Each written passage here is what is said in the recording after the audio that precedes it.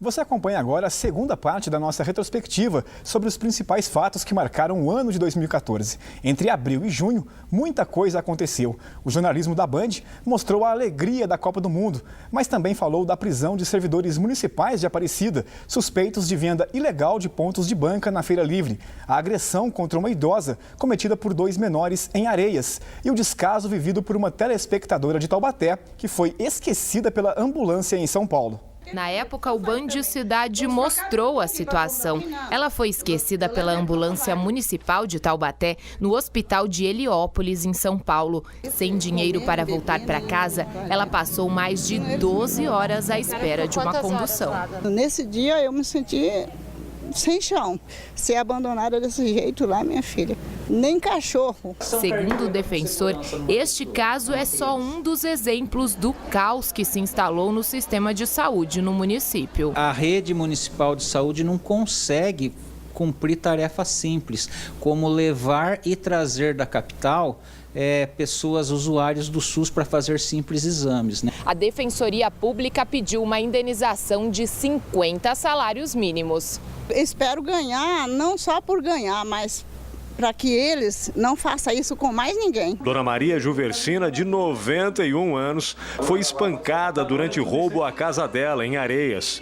Os hematomas no peito, nas pernas, nas mãos e no rosto ainda provocam muitas dores, mesmo uma semana depois do crime. Sinto ainda um pouco de dor, não muito no começo, mas ainda dói bastante. Os 2 assaltantes menores de idade entraram pelo vitrô do banheiro, que estava aberto.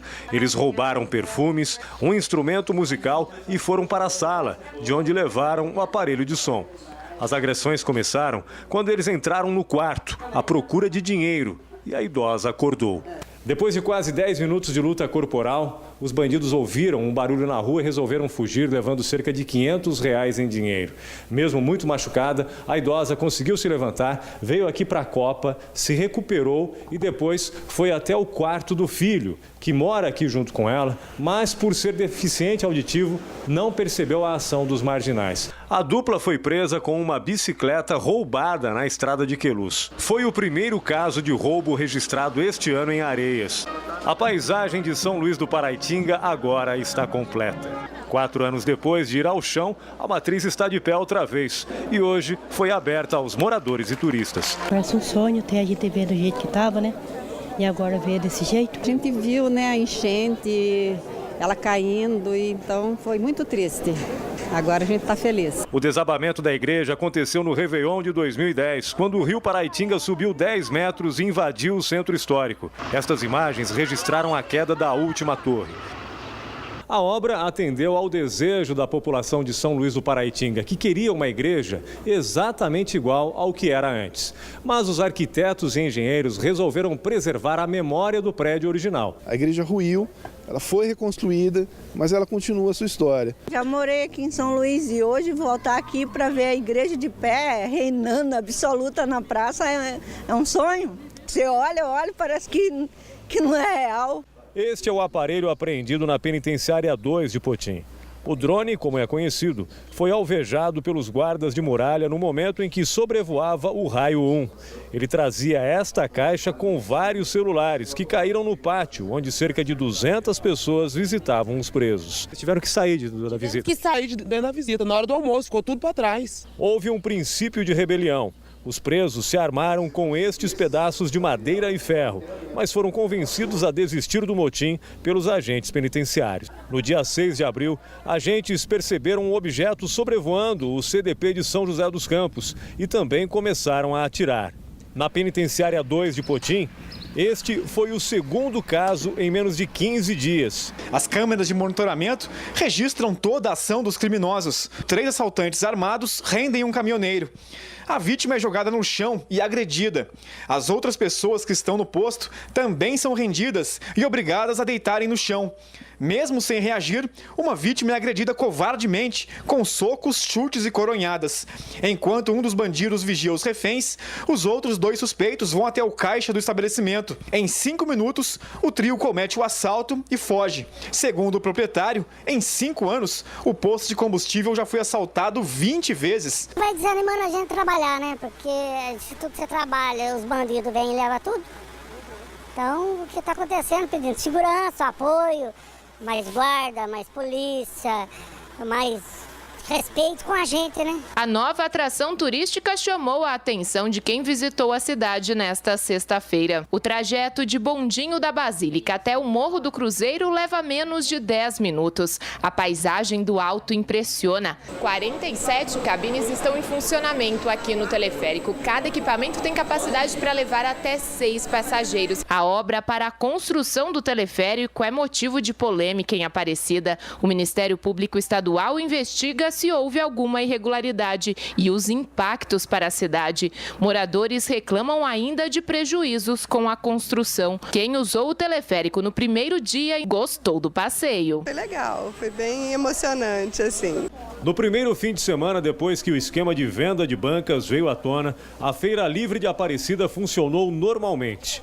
Com medo, a maioria dos ambulantes não quis comentar o escândalo, que culminou com a prisão de 7 pessoas. A comercialização é proibida porque os espaços na Avenida Monumental são oferecidos por concessão pública.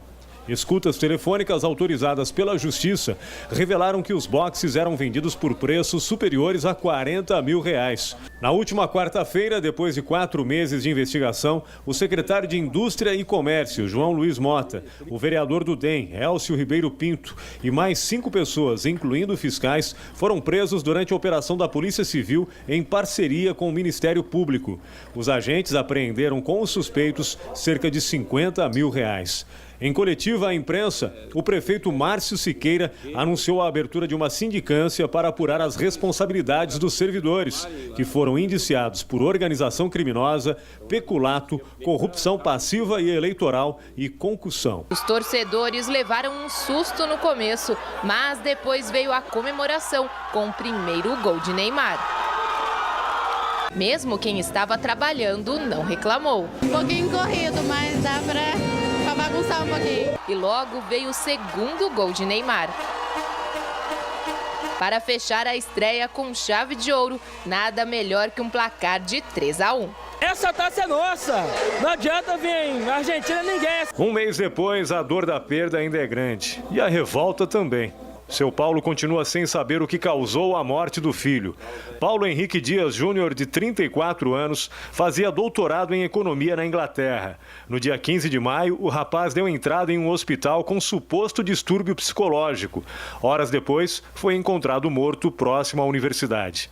São muitas as perguntas que ainda não tiveram respostas. Da abordagem até a internação dele no hospital e a saída dele do hospital, o que aconteceu nesse meio termo?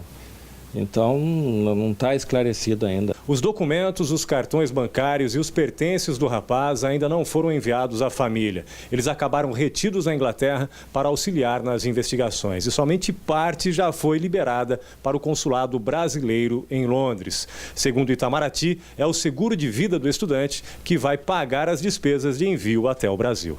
Está havendo muita burocracia em relação ao que pode, o que não pode, o que deve, o que não deve. Mas existe um contrato para isso, tá certo? Hoje pela manhã, a nossa produção constatou que funcionários da prefeitura começaram a retirar os entulhos.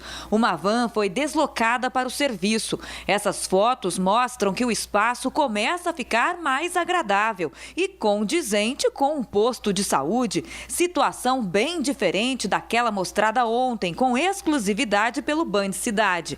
A falta de higiene dentro da Policlínica de Taubaté impressionava. O local mais parecia um depósito de entulho. Armários velhos e enferrujados dividiam espaço com balanças e até com uma máquina de raio-x. Tudo amontoado em meio a muita sujeira. Até mesmo animais domésticos eram criados no local, que deveria ser um exemplo de limpeza, uma vez que trata da saúde das pessoas. E a seguir, novas informações sobre São Sebastião. Em meio à chuva que castiga a cidade, surfistas dão exemplo de solidariedade. E tem também a previsão do tempo, agora 7 horas e 11 minutos. A gente quer ver